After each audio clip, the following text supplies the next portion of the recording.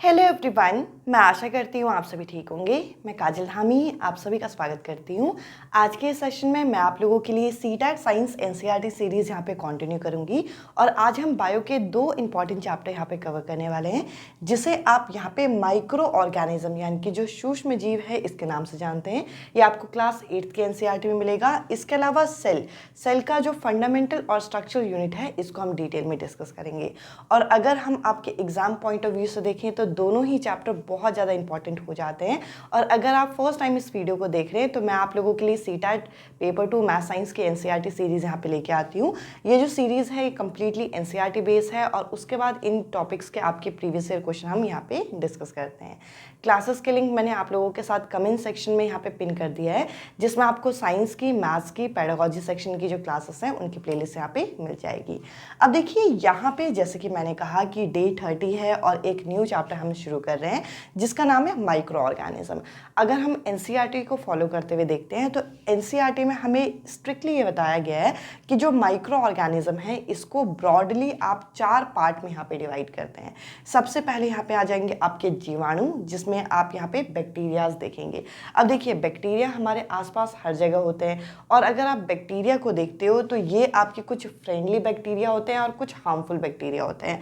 अगर हम friendly bacteria की बात करें तो इससे हमारी दही यानी कि कर्ड बनता है, जिसको आप लैक्टोबैसिलस के नाम से जानते हैं। तो लैक्टोबैसिलस किसके अंदर आ जाएगा? ये एक तरीके का यहाँ पे बैक्टीरिया है। और इसके अलावा अगर हम बैक्टीरिया से होने वाली बीमारियों की बात करें तो बैक्टीरिया की से होने वाली जो बीमारियां हैं इसमें आपके टाइफाइड और जो ट्यूबरक्लोसिस है ये आपके बैक्टीरिया से होने वाली बीमारियां हैं। अब हम बात कर लेते हैं यहाँ पे फंगी की, जिसे आप कवक के नाम से जानते हैं। अब देखिए फंगी का कमर्शियल लेवल पे बहुत इंपॉर्टेंट रोल है, जिसको हम अभी बाद में यहाँ पे डिस्कस करेंगे। और अगर हम फंगी की बात करें तो इसके एग्जाम्पल में यहाँ पे क्या क्या चीज़ें आ जाएंगी, इसके एग्जाम्पल को आपको यहाँ पे ध्यान से देखना है। एक है आपके ब्रेड माउल्स, उसमें आपको ये देखने को मिल जाए। इसके अलावा नेक्स्ट यहाँ पे पेनिसिलियम और इसके अलावा यहाँ पे एस्परजिनस। तो ये आपको यहाँ पे पता होना चाहिए कि ये आपके फंगी के अंदर आते हैं, कवक के अंदर आते हैं। तो आपसे यहाँ पे अलग अलग पेयर बना के पूछा जा सकता है कि इनमें से कौन से कैटेगरी में आते हैं। जैसे आपको एक कैटेगरी में यहाँ पे अमीबा दे देंगे। अब जैसे कि अमीबा और पैरामीशियम जो है ये किसके अंदर काउंट होते हैं? ये प्रोटोजोआ के अंदर काउंट होते हैं। पर आपको ऑप्शन इस तरीके से दे देंगे कि अमीबा एक बैक्टीरिया है या कवक है यानी कि फंगी है या प्रोटोजोआ या एल्गी है। तो आपको पहचानना होगा कि अमीबा जो है वो क्या है। और इसके अलावा यहाँ पे पैरामीशियम, तो ये आपको यहाँ पे पता होना चाहिए कि ये आपकी किसकी कैटेगरी है? ये प्रोटोजोआ की कैटेगरी है। और अगर हम यहाँ पे शैवाल की बात करें यानी कि एल्गी की बात करें तो एल्गी में यहाँ पे स्पाइरोगायरा आ जाएगा। इसके बाद क्लेमाइडोमाइनस। तो ये कुछ आपके एग्जाम्पल हो गए जो कि आपको यहाँ पे पता होना चाहिए कि बैक्टीरिया के अंदर तो कई सारे आपके यहाँ पे ऐसे बैक्टीरिया होंगे जो कि डिजीज़ फैलाएंगे और बहुत सारे ऐसे बैक्टीरिया जो कि आपको फ़ायदा देंगे, जिसमें से एक एग्जाम्पल आपको पता होना चाहिए लैक्टोबैसिलस। फंगी के एग्जाम्पल मैंने यहाँ पे मेंशन कर दिए हैं। जो प्रोटोजोआ है इससे आपकी कौन कौन सी बीमारी हो सकती है? यहाँ पे डायसेंट्री और मलेरिया। तो ये आपके प्रोटोजोआ से होने वाली बीमारी है। और प्रोटोजोआ के अंदर आपके अमीबा और पैरामीशियम यहाँ आ जाएंगी। इसके अलावा एल्गी के अंदर यहाँ स्पाइरोगायरा और क्लेमाइडोमाइनस। तो ये आपके कुछ कैटेगरी डिवीजन हमें यहाँ पे बता रखी। इसके अलावा अगर हम यहाँ पे देखें तो यहाँ पे हमें एक अलग से कैटेगरी भी बता रखी है, जिसको आप यहाँ पे वायरसेस के नाम से जानते हैं। अब मैं वायरसेस की बात करूँ तो ये भी एक सूक्ष्म जीव है, ये भी एक माइक्रोस्कोपिक ऑर्गेनिज्म है, पर इसके बारे में कुछ खास चीज़ें आपको पता होनी चाहिए। तो देखिए यहाँ पे ये खुद रिप्रोड्यूस नहीं करते। इनको रिप्रोड्यूस करने के लिए, इनको प्रजनन करने के लिए किसी न किसी होस्ट की ज़रूरत होती है। किसी होस्ट के अंदर ही ये रिप्रोड्यूस कर सकते हैं। बिना होस्ट के मदद से यहाँ पर जो वायरस है ये रिप्रोड्यूस नहीं करेंगे। अब ये होस्ट कैसे हो सकते हैं? किसी प्लांट की बॉडी हो सकती है, किसी एनिमल की बॉडी हो सकती है, या आप कह लीजिए कि किसी और पर्टिकुलर एनिमल की बॉडी के अंदर ये अपने बॉडी को ग्रो करते हैं। बेसिकली ये मल्टीप्लाई होते हैं। इसके अलावा यहाँ पे वायरसेस से होने वाली जो बीमारियाँ हैं उसके अंदर यहाँ पे आप देखेंगे कि कोल्ड हो गया, इन्फ्लुएंजा जिसे आप फ्लू के नाम से जानते हैं, ये आपकी कॉमन डिजीज़ है। बट अगर कुछ हम सीरियस डिजीज़ की बात करें तो यहाँ यहाँ पे आप देखेंगे कि पोलियो हो गया, चिकन पॉक्स हो गया, ये किसकी वजह से होता है? वायरस की वजह से होता है। अब आप ये देखेंगे यहाँ पे मैंने छोटे छोटे एग्जाम्पल लिखे हैं, क्योंकि आपको ये एग्जाम्पल देखिए आपके एग्जामिनर कंफ्यूज करते हैं कि टाइफाइड जो है वो किससे फैलने वाली बीमारी है। 4 चीज़ें हैं, 4 ऑप्शन आपको दे देंगे कि ये एक बैक्टीरियल डिजीज से होता है, या ये एक फंगी की वजह से होता है, कवक की वजह से, या प्रोटोजोआ की वजह से, एल्गी की वजह से। ये चीज़ आपको अच्छे तरीके से छाप लेनी है कि बैक्टीरिया से क्या क्या होता है, टाइफाइड और टीबी। इसके अलावा प्रोटोजोआ से क्या होता है, डायसेंट्री और मलेरिया। इसके अलावा वायरस से क्या होता है, ये यहाँ पे मैंने मेंशन किया हुआ है। साथ ही साथ अब देखिए इस चैप्टर को ना 2 पार्ट्स में डिवाइड किया गया है। सबसे पहले कुछ ऐसे माइक्रो ऑर्गेनिज्म जो कि हमारे फ्रेंड है। इस चैप्टर का नाम यही है, माइक्रो ऑर्गेनिज्म फ्रेंड एंड फॉ। तो फ्रेंड की लिस्ट मैंने यहाँ पे दे दी, और जो फॉ की लिस्ट है यानी कि कौन कौन सी बीमारी होती है, उसके लिए आपके एनसीईआरटी में बड़े खूबसूरत तरीके से फ्लो चार्ट बना हुआ है। उस फ्लो चार्ट को अभी मैं आपके साथ डिस्कस करूंगी कि कौन कौन से ऐसे माइक्रोस्कोपिक डिजीज है जो कि यहाँ पे एनिमल के अंदर देखने को मिलता है, यानी कि हमारे अंदर देखने को मिलता है। कौन से ऐसे डिजीज हैं जो कि प्लांट को नुकसान पहुंचाती है, और प्लांट को जो नुकसान पहुंचाती है उससे रिलेटेड एक क्वेश्चन इसी बार सीटेट एग्जाम में पूछा गया था। तो देखिए यहाँ पे अगर हम फ्रेंडली माइक्रोब्स की बात करें तो सबसे पहले आ जाएगा आपका कर्ड, जो कि है दही। अब ये दही कैसे बनता है? दही एक बैक्टीरिया से बनता है जो कि है लैक्टोबैसिलस। अगर आप दही भी बनाते हो तो आप क्या करते हो, दूध में हल्की सी दही डालते हो और वो खुद ग्रो करता है। तो इस तरीके से इसका ग्रोथ जो होता है वो पॉसिबल हो पाता है। इसके अलावा अगला यहाँ पे ब्रेड। अब देखिए ब्रेड जो है वो आपका यीस्ट की मदद से बनता है। यीस्ट जब यहाँ पे डिवाइड हो रहा होता है तो ये काफ़ी रैपिडली यानी कि काफ़ी फास्ट ये डिवाइड होता है, और साथ ही साथ ये क्या रिलीज करता है, ये CO2 को रिलीज करता है। ये इंपॉर्टेंट है। और ये जो CO2 को रिलीज करता है, इसी की वजह से जो ब्रेड होते हैं, केक होते हैं, वो स्पॉन्जी होते हैं। साथ ही साथ यहाँ पे हमें बता रखा है कि प्रोडक्शन ऑफ एल्कोहल, जो एल्कोहल का प्रोडक्शन होता है वो भी किसकी वजह से होता है, ये यीस्ट की मदद से होता है। और इस प्रोसेस को हम यहाँ पे किण्वन यानी कि फर्मेंटेशन के नाम से जानते हैं। एक बहुत इंपॉर्टेंट पॉइंट है कि फर्मेंटेशन का ये जो प्रोसेस है ये किसके द्वारा यहाँ पे डिस्कवर किया गया, तो लुइस पेस्टर के थ्रू इसे डिस्कवर किया गया था। कई बारी आपके सीटेट एग्जाम में इससे क्वेश्चन पूछा गया है। इसके अलावा अगर हम एंटीबायोटिक्स की बात करें तो देखिए एंटीबायोटिक्स कुछ ऐसी मेडिसिन होती हैं जो कि यहाँ पे क्या करती हैं, डिजीज कॉजिंग माइक्रो ऑर्गेनिज्म की ग्रोथ को कम कर देती है, या फिर आप कह लीजिए उनको किल कर देती है। और इसके बारे में डिस्कवरी किसने की थी, इसके बारे में डिस्कवरी हमें अलेक्जेंडर फ्लेमिंग के द्वारा डिस्कवर किया गया था। और जो फर्स्ट यहाँ पे यहाँ एंटीबायोटिक डिस्कवर किया गया था वो था पेनिसिलिन। तो ये आपको यहाँ पे नाम यहाँ याद होनी चाहिए। और इसके अलावा अब यहाँ पे आज के टाइम में कमर्शियल लेवल पे बहुत सारे एंटीबायोटिक जो हैं वो आपके बैक्टीरिया और फंगी की मदद से बनते हैं, जिसमें कुछ एग्जांपल आ जाएगा आपके स्ट्रेप्टोमाइसिन हो गया, टेट्रासाइक्लिन हो गया, एरिथ्रोमाइसिन हो गया, ये एग्जाम्पल है। अब आप कहेंगे कि ये एग्जाम्पल याद करने पड़ेंगे। आपकी एनसीईआरटी में जो पर्टिकुलर एग्जाम्पल आपको दिए गए हैं एटलीस्ट वो आप एग्जाम्पल अच्छी तरीके से याद करिए। और ये जो आपके एंटीबायोटिक होते हैं ये आपके बैक्टीरियल डिजीज पर वर्क करते हैं, ये आपके वायरल डिजीज पर वर्क नहीं करते, ये किसी वायरस पे वर्क नहीं करते। ये इंपॉर्टेंट है, ये आपको आपके एग्जाम के लिए याद रखना है। साथ ही साथ हमें यहाँ पे एनसीईआरटी में ये भी बता रखा है कि जो स्मॉल पॉक्स है इसकी डिस्कवरी किसके थ्रू की गई थी, इसके वैक्सीन की। तो इसके वैक्सीन की जो डिस्कवरी है ये आपके एडवर्ड जेनर के थ्रू की गई थी। तो आपके एग्जाम में यहाँ कैसे क्वेश्चन पूछे जाते हैं, आपके एग्जाम में डायरेक्ट यहाँ से क्वेश्चन बन जाते हैं। सबसे पहला क्वेश्चन तो यही बन जाएगा कि आपको एग्जाम्पल दे देंगे कि टाइफाइड जो है वो कौन से माइक्रो ऑर्गेनिज्म की वजह से होता है, तो आपको ये एग्जाम्पल दे देंगे इस तरीके से।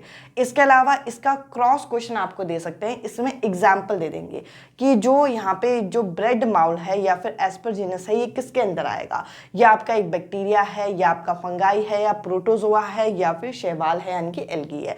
तो आपको पता होना चाहिए कि किसकी कैटेगरी में कौन कौन सी चीज़ें रखी गई हैं। तो इस तरीके के क्वेश्चन आपके एग्जामिनर पूछते हैं।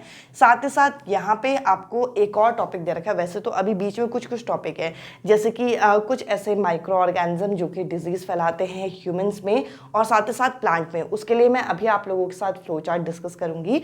और इसके बाद आपका यहाँ पे आ जाता है क्या? फूड प्रिजर्वेटिव, खाने को खराब होने से कैसे बचाओगे। अब देखिए हमारे आसपास बहुत सारे माइक्रो ऑर्गेनिज्म हैं, बहुत सारे सूक्ष्म जीव हैं जो कि आपके खाने को खराब कर सकते हैं। तो हम उसमें क्या डालेंगे, हम उसमें सोडियम बेंजोएट या फिर सोडियम मेटाबाइसल्फेट ये हम ऐड करते हैं। आपके एग्जाम में पूछे जाने वाला मोस्ट कॉमन जो आपका पॉइंट है फूड प्रिजर्वेटिव में वो है सोडियम बेंजोएट। इसके अलावा जो हम खाने में नमक डालते हैं, चीनी डालते हैं, ये भी फूड प्रिजर्वेटिव की तरह काम करता है। और इसके अलावा जब हम स्टार्टिंग में खाने में जब ऑयल या विनेगर डालते हैं वो भी फूड प्रिजर्वेटिव की तरह काम करता है। अब इंपॉर्टेंट यहाँ पे पेस्चराइजेशन। अब ये पाश्चरीकरण है, इसका मतलब क्या है, इसको जरा देखते हैं। आपने देखा होगा हम मार्केट से जब दूध खरीद के लेके आते हैं, मिल्क लेके आते हैं, तो उस मिल्क को हम गर्म करते हैं, उस मिल्क को हम उबालते हैं। वो मिल्क उबाला क्यों जाता है? ताकि उसको प्रिजर्व किया जा सके, वो फटे ना। अब वो फटेगा कैसे नहीं, आप क्या करोगे कि इसे लगभग 70 डिग्री सेल्सियस में यहाँ पे 15 से 20 मिनट तक क्या करो, सेकेंड्स तक उसे यहाँ पे उबालोगे। और उबालने के बाद क्या होगा कि वो जो मिल्क होगा वो प्रिजर्व हो जाएगा। तो इस तरीके से ये जो पाश्चरीकरण है इस प्रोसेस को यहाँ पे किया जाता है। अब इस चैप्टर में आपकी 2 से 3 चीज़ें रह गई। कुछ फ्लो चार्ट्स हैं जो आपके एनसीईआरटी में बहुत इंपॉर्टेंट दे रखा है, डायरेक्ट उन फ्लो चार्ट को अच्छी तरीके से याद करना है, वहाँ से क्वेश्चन आएंगे। और इस चैप्टर के एंड में हमें नाइट्रोजन साइकिल दे रखा है। अब वो साइकिल के लिए मुझे आपको पूरा वो साइकिल दिखाना होगा, इसके लिए वो मैं आपको स्क्रीन में एक्सप्लेन करूंगी। और इन टॉपिक के बाद मैं सेल वाले चैप्टर को यहाँ पे स्टार्ट करती हूँ। अब मैं आप लोगों के साथ ऐसे माइक्रो ऑर्गेनिज्म, ऐसे सूक्ष्म जीव जो कि ह्यूमन डिजीज़ेस को यहाँ पे स्प्रेड करते हैं और कहीं ना कहीं कॉमन ह्यूमन डिजीज़ेस जो कि माइक्रो ऑर्गेनिज्म के थ्रू होते हैं, इनको मैं आपके साथ डिस्कस करूँगी। बहुत इंपॉर्टेंट टॉपिक है ये। जो फ्लो चार्ट मैं आपके साथ डिस्कस कर रही हूँ ये आपको एनसीईआरटी की बुक में मिल जाएगा, क्लास 8 की, और यहाँ से आपके क्वेश्चन डेफिनेटली बनते हैं, तो ये आपको ध्यान से सुनना है। तो देखिए यहाँ पे हमें कैटेगरी वाइज इसे डिवाइड करके दिखा रखा है। जैसे कि ह्यूमन डिजीज़ में सबसे पहले आता है ट्यूबरक्लोसिस। अब देखिए ट्यूबरक्लोसिस जो है कौन से माइक्रो ऑर्गेनिज्म की वजह से होता है, ये होता है आपका बैक्टीरिया की वजह से। और क्वेश्चन में ऑप्शन इस तरीके से दे देंगे, बैक्टीरिया दे देंगे, वायरस दे देंगे, प्रोटोजोआ दे देंगे, एल्गी देंगे, आपको उनमें से ऐसे आइडेंटिफाई करना होगा। तो इस तरीके से ये पूरा का पूरा जो फ्लो चार्ट है ये आपको याद होना चाहिए अच्छी तरीके से, ताकि आप अच्छा स्कोर यहाँ पे कर पाएंगे। तो देखिए यहाँ पर जो ट्यूबरक्लोसिस है ये किसकी वजह से होता है, ये बैक्टीरिया की वजह से होता है। और अगर हम देखें कि ये ट्रांसमिट कैसे होता है, ये ट्रांसमिट होता है आपके एयर की वजह से। इसके अलावा अगला यहाँ पे मिसल्स की अगर हम बात करें तो मिसल्स जो है ये किसकी वजह से होता है, ये वायरस की वजह से होता है। चिकन पॉक्स और पोलियो भी यहाँ पे वायरस की वजह से होता है, तो आपको ये यहाँ पे पता होना चाहिए। इसके अलावा मोड ऑफ ट्रांसमिशन सबका यहाँ पे कॉमन है, जैसे कि एयर हो गया। इसके अलावा चिकन पॉक्स और पोलियो जो है ये कॉन्टैक्ट और वाटर से यहाँ पे स्प्रेड हो सकते हैं। इसके अलावा देखिए यहाँ पे अगर हम देखें तो इन सभी को एक कॉलम में इसलिए रखा हुआ है क्योंकि इनके प्रिवेंटिव मेजर जो हैं वो आपके काफ़ी कॉमन है। तो अगर किसी को भी ट्यूबरक्लोसिस या फिर मिसल्स या यहाँ पे चिकन पॉक्स या पोलियो हो जाए तो ऐसे केस में जो पेशेंट होता है उसको आइसोलेशन में रखा जाता है। आइसोलेशन यानी कि अलग अलग करके रखा जाता है और उसकी जो पर्सनल बिलोंगिंग्स होती हैं थोड़ा सा दूर रखा जाता है। यानी कि कहने के लिए हम ये कह सकते हैं कि हमारी जो बिलोंगिंग्स है, हमारे जो सामान है, अभी पेशेंट से थोड़ा सा दूर रखे जाएंगे ताकि जो एक तरीके से ये डिज़ीज़ है ये यहाँ पे स्प्रेड ना हो। इसके अलावा वैक्सीनेशन जो है सूटेबल एज में यहाँ पे किया जाता है, जैसे कि यहाँ पे ट्यूबरक्लोसिस का, इसके अलावा पोलियो का, इनके वैक्सीनेशन भी यहाँ पे होते हैं। इसके अलावा अगर हम यहाँ पे देखें कि बैक्टीरिया से स्प्रेड होने वाले जो डिजीज़ हैं उसमें आ जाएगा यहाँ पे कॉलेरा और टाइफाइड, और ये किस तरीके से ट्रांसमिट होते हैं, ये वाटर और फूड के थ्रू या फिर वाटर के थ्रू ट्रांसमिट होते हैं। और क्योंकि यहाँ पे पानी की बात की गई है तो यहाँ पे पर्सनल हाइजीन रखना या फिर एक सैनिटरी हैबिट, एक गुड सैनिटरी हैबिट रखना बहुत ज़रूरी है। क्योंकि जहाँ पे वाटर की बात आती है वहाँ पे यहाँ सेफ्टी के साथ साथ आप लोगों को हाइजीन का भी यहाँ पे ध्यान रखना है। इसके अलावा खाने को प्रॉपरली कुक्ड करना है और बॉइल्ड वाटर पीना है ताकि वाटर से होने वाले जो डिजीज़ हैं वो यहाँ पे स्प्रेड ना हो। आई होप यहाँ तक आप लोगों को ये क्लियर हुआ होगा। इसके अलावा देखिए इसी फ्लो चार्ट को हम यहाँ पे कंटिन्यू करते हैं, और अभी मैंने आप लोगों के साथ कॉलेरा और टाइफाइड यहाँ तक मैंने डिस्कस कर लिया था। इसके बाद यहाँ पे आता है हेपेटाइटिस ए, जो कि किसकी वजह से स्प्रेड होता है, जो कि वायरस की वजह से स्प्रेड होता है। और अगर हम यहाँ पे देखें तो ये ट्रांसमिट होता है वाटर की वजह से, और वाटर की वजह से जो डिजीज़ेस ट्रांसमिट होते हैं मोस्टली आप लोगों को हाइजीन का ध्यान रखना है, बॉइल्ड वाटर आपको पीना है, और वैक्सीनेशन इसके लिए भी यहाँ पे दिया जाता है। इसके अलावा अगर हम यहाँ पे मलेरिया की बात करें तो मलेरिया जो स्प्रेड होता है ये किस कैटेगरी में आ जाएगा, ये प्रोटोजोआ के अंदर आ जाएगा। यानी कि जो मैंने आपके साथ कैटेगरी डिस्कस की थी वो प्रोटोजोआ के अंदर आ जाएगा, और ट्रांसमिट होता है ये मस्कीटो की मदद से। और क्योंकि मस्कीटो से ये बीमारी यहाँ पे फैल सकती है तो आप मस्कीटो नेट लगाइए, मस्कीटो रिपेलेंट कोई क्रीम वगैरह लगाइए। इसके अलावा यहाँ पे जो इंसेक्टिसाइड कीजिए, यानी कि स्प्रे वगैरह कीजिए जिससे यहाँ पे मस्कीटो जो है उनका प्रजनन ना हो। कहीं पे पानी जो है वो कलेक्ट मत होने दीजिए। तो इस तरीके से आप मस्कीटो की ब्रीडिंग को रोक सकते हैं। और अगर मस्कीटो ही नहीं होंगे यानी कि आपके आसपास, तो मलेरिया जैसी बीमारी आपसे दूर रहेगी। अब ये तो मैंने आपके साथ डिस्कस किए अभी ऐसे माइक्रो ऑर्गेनिज्म जो कि ह्यूमन डिजीज़ यहाँ पे फैलाते हैं। अब देखिए प्लांट से रिलेटेड भी हमारी एनसीईआरटी में यहाँ पे बता रखा है। और अगर आपने अभी रीसेंट सीटेट एग्ज़ाम का पेपर देखा होगा तो उसमें आपको सिट्रस कैंटर के बारे में यहाँ पे देखा होगा। सिट्रस कैंटर जो है ये किसके थ्रू यहाँ पे ट्रांसमिट होता है, ये क्वेश्चन पूछा गया है। तो अगर आप एनसीईआरटी की लाइन टू लाइन अगर आपको चीज़ें पता होती हैं, या फिर अगर आप डीपली चीज़ें पढ़ते हैं, और डीपली चीज़ें पढ़ने का मतलब जो बीच में एक्टिविटीज़ हैं, जो बीच की स्टोरी है वो आपको समझना है, बट साइड में जो टेबल, जो फ्लो चार्ट या डू यू नो ऐसे पॉइंट्स हैं, इससे आपको जो डीप नॉलेज है एनसीईआरटी के कंटेंट की वो मिलेगी, और साथ ही साथ आपको पता चलेगा कि आपके एग्जामिनर कहाँ से क्वेश्चन पूछ सकते हैं। तो देखिए यहाँ पे कुछ ऐसे प्लांट डिजीज़ बता रखे हैं जो कि माइक्रो ऑर्गेनिज्म की वजह से स्प्रेड होते हैं, जैसे कि सिट्रस कैंटर है जो कि माइक्रो ऑर्गेनिज्म यानी कि बैक्टीरिया की वजह से ट्रांसमिट होता है, ये बैक्टीरिया की कैटेगरी में आता है। और मोड ऑफ ट्रांसमिशन इसका क्या है, एयर है। और रस्ट ऑफ व्हीट जो होता है ये एक तरीके का फंगी होता है, ये एक तरीके का कवक है, और ये ट्रांसमिट होता है एयर और व्हीट से, यानी कि जो उसकी बीज होंगी। इसके अलावा ओकरा की अगर हम बात करें तो एक तरीके का वायरस है और ट्रांसमिट होता है इंसेक्ट की मदद से। अभी मैंने आप लोगों के साथ यहाँ पर जो इम्पॉर्टेंट टेबल दे रखी थी वो तो यहाँ पे डिस्कस कर ली। इसके अलावा आप लोगों की एनसीईआरटी में यहाँ पे नाइट्रोजन साइकिल के बारे में बता रखा है, और नाइट्रोजन साइकिल जो है एनसीईआरटी की साइकिल इसी तरीके की है, बट इसमें काफ़ी डीप चीज़ें यहाँ पे बता रखी हैं। इस वजह से यहाँ मैं इस साइकिल के साथ आपको ये चीज़ एक्सप्लेन कर रही हूँ। सबसे पहले जो नाइट्रोजन साइकिल है वो आप लोगों को पढ़ना क्यों है, हमारे एटमॉस्फेयर में नाइट्रोजन जो है सबसे ज़्यादा पाए जाने वाले गैसेस में से है।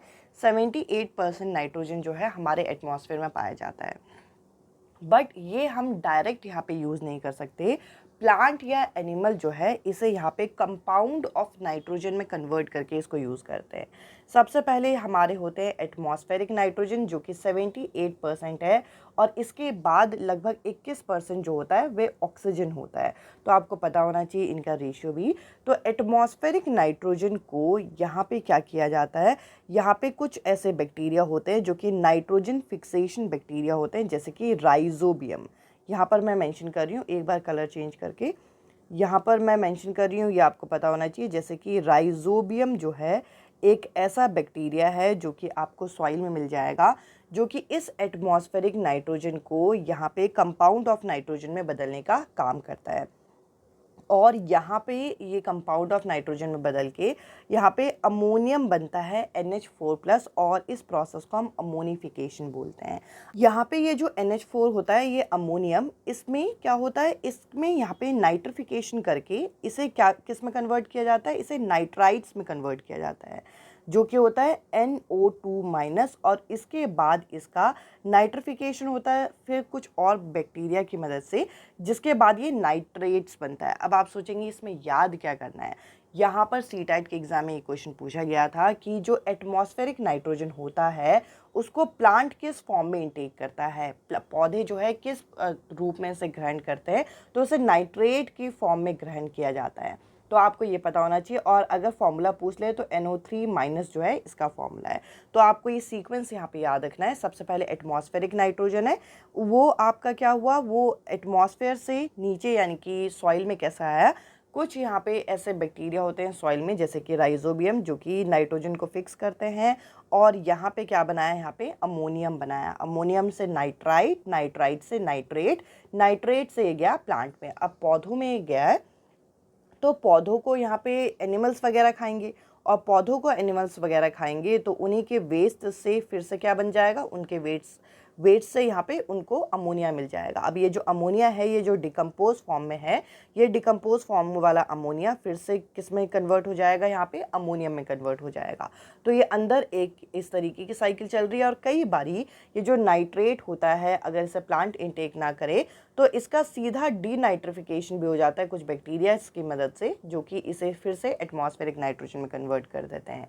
तो सिंपल सी बात है, इस टेबल में आपको क्या याद रखना है कि किससे क्या क्या बना, यानी कि मेजरली आपको ये नाइट्रेट याद रखना है, क्योंकि प्लांट जो है ये नाइट्रेट की फॉर्म में इसे इंटेक करता है।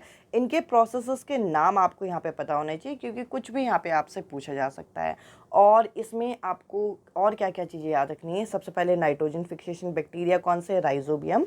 नाइट्रोजन जो है हमारे एटमॉस्फेयर में 78% होता है, पर डायरेक्टली हम इसे इंटेक नहीं कर सकते। आई होप यहाँ तक का सेशन आपको यहाँ क्लियर हुआ होगा। अब हम इस सेशन को यहाँ पे कंटिन्यू करते हैं, और अब मैं आपके साथ यहाँ पे सेल चैप्टर को यहाँ डिस्कस करूँगी।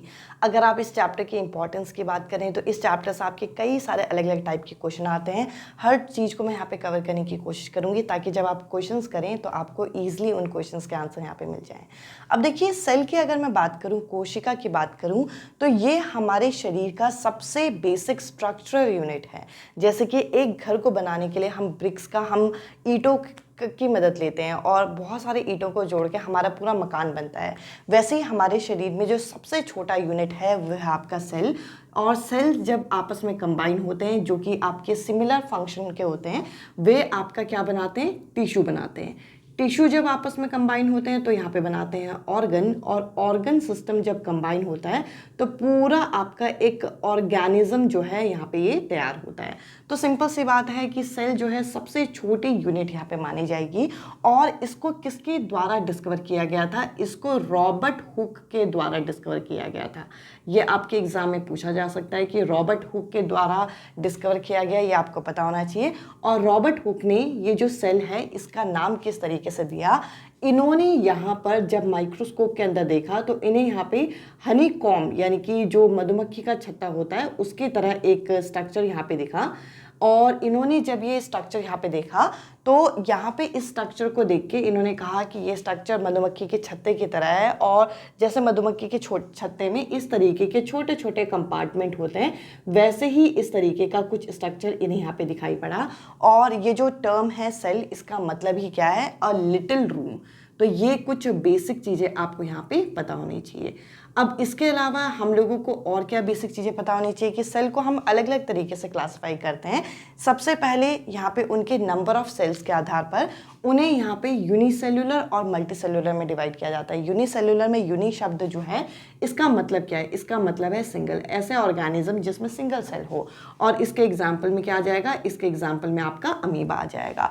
इसके अलावा मल्टीसेल्युलर, मल्टीसेल्युलर मतलब जिसके अंदर बहुत सारे सेल्स आपस में काम करते हैं, और इसके एग्जाम्पल में जो हायर एनिमल है वो यहाँ पे काउंट हो जाएंगे।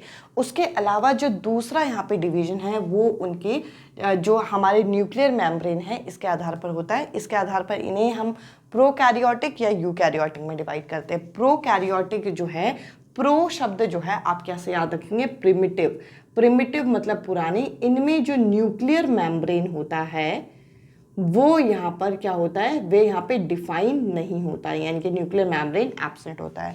जबकि यूकैरियोटिक में प्रॉपर एक न्यूक्लियर मेम्ब्रेन होता है, हमें पता चलता है कि न्यूक्लियस का मटेरियल इसके अंदर है, उसके बाहर का मटेरियल बाहर, तो यूकैरियोटिक होते हैं।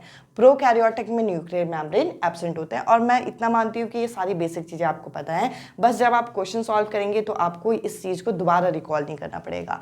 अब अगर हम टाइप ऑफ सेल की बात करें तो अलग अलग टाइप के सेल होते हैं। सबसे पहले नर्व सेल, इसमें जो इसका जो बेसिक यूनिट होता है वह आपका होता है न्यूरॉन। और अगर हम एक नर्व सेल की बात करें तो ये देखने में कुछ इस तरीके से दिखता है।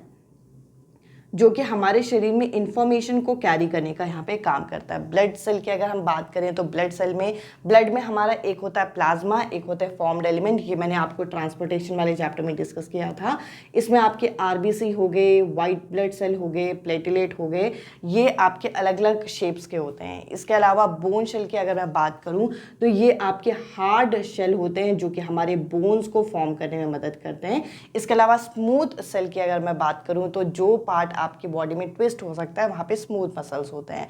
अब इसके अलावा हमें एक और चीज़ यहाँ पे पता होनी चाहिए कि हमारे आसपास सबसे स्मॉलेस्ट, ये यहाँ पे मैं लिख रही हूँ, सबसे स्मॉलेस्ट सेल कौन सा है? सबसे स्मॉलेस्ट सेल जो है वो है आपका माइकोप्लाज्मा, जिसको आप PPLO के नाम से जानते हो। और एक बार ये पूछा गया था कि हमारे आसपास स्मॉलेस्ट सेल किस में होता है? बैक्टीरिया में, वायरस में, प्रोटोजोआ में, इस तरीके का क्वेश्चन था। तो ये जो माइकोप्लाज्मा है ये एक तरीके का बैक्टीरिया है, ये आपको यहाँ पे पता होना चाहिए। इसके अलावा अगर हम लार्जेस्ट सेल की बात करें तो लार्जेस्ट सेल जो है ये आपको ऑस्ट्रिच के अंडे में यहाँ पे देखने को मिल जाएगा। ऑस्ट्रिच का जो अंडा है वो भी एक तरीके से सेल की तरह काम करता है। ये तो हो गई हमारी बेसिक बात। इसके अलावा सेल के अंदर क्या क्या चीजें होती हैं? तो देखिए, एक जनरल मैं यहाँ पे एक सेल यहाँ पे बनाऊं तो सेल कुछ इस तरीके से देखने को मिलेगा। इसमें ये जो सबसे बाहर मेम्ब्रेन है, इसको मैं नंबर 1 यहाँ पे मार्क कर रही हूँ, ये है आपका सेल मेम्ब्रेन, जो कि सेल के मटेरियल को बाहर की दुनिया से दूर रखने का काम करता है। सेल मेम्ब्रेन, इसी को आप प्लाज्मा मेम्ब्रेन के नाम से भी जानते हो, जो कि चीज़ों को सिलेक्ट करके यहाँ पर अंदर या बाहर जाने देता है, इसीलिए इसे सिलेक्टिवली परमेबल मेम्ब्रेन बोलते हैं। इसके अलावा यहाँ पे अगर हम बात करें तो अगला जो पार्ट है वो है साइटोप्लाज्म। अब देखिए, ये है आपका न्यूक्लियस, ये है आपका क्या? Cell membrane. इसके बीच वाला जो भाग है जहाँ पर कई सारे सेल ऑर्गेनल होते हैं जो कि सेल को जिंदा रखने का काम करते हैं, वो कहाँ पे होता है? यहाँ पे साइटोप्लाज्म में होता है। ये एक तरीके से फ्लूइड होता है। इसके बाद लास्ट और सबसे इंपॉर्टेंट पार्ट जो कि है थर्ड पार्ट, जिसे आप न्यूक्लियस के नाम से जानोगे। अगर आप न्यूक्लियस को माइक्रोस्कोप के अंदर देखोगे तो इसमें एक सर्कुलर पार्ट दिखेगा जिसे आप न्यूक्लियोसिस के नाम से जानते हैं। साथ ही साथ न्यूक्लियस के अंदर आपको यहाँ पर ये चीज मैं यहाँ ऊपर लिख रही हूँ, न्यूक्लियस के अंदर आपको थ्रेड लाइक स्ट्रक्चर दिखाई देंगे। ये जो थ्रेड लाइक स्ट्रक्चर हैं ये क्या होते हैं? ये होते हैं आपके क्रोमोसोम, जिसको आप गुणसूत्र बोलते हो, और जिसके अंदर क्या होता है? जिसके अंदर जीन्स होते हैं, जेनेटिक मटेरियल होते हैं, जो कि एक जनरेशन से दूसरे जनरेशन में ट्रांसफर होते हैं। तो आपको पता होना चाहिए कि न्यूक्लियस के अंदर थ्रेड लाइक स्ट्रक्चर, ये एक तरीके से थ्रेड की तरह, धागे की तरह दिखता है।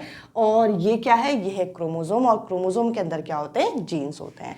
अब इसके अलावा देखिए, सेल मेम्ब्रेन के बारे में आपने देखा कि इसे आप प्लाज्मा मेम्ब्रेन भी बोलते हैं, और साथ ही साथ ये मटेरियल को सिलेक्ट करके अंदर बाहर ले जाने देता है। तो इसके बारे में हमने देख लिया। अब यहाँ पे आपको देखने को मिलेगा कि न्यूक्लियस के बारे में हमने देखा कि न्यूक्लियस के अंदर हमारे जेनेटिक मटेरियल होते हैं। अब इसके अलावा यहाँ पर ये जो सेकेंड वाला पार्ट है ये सेल को अलाइव रखने का काम करता है, जिंदा रखने का काम करता है।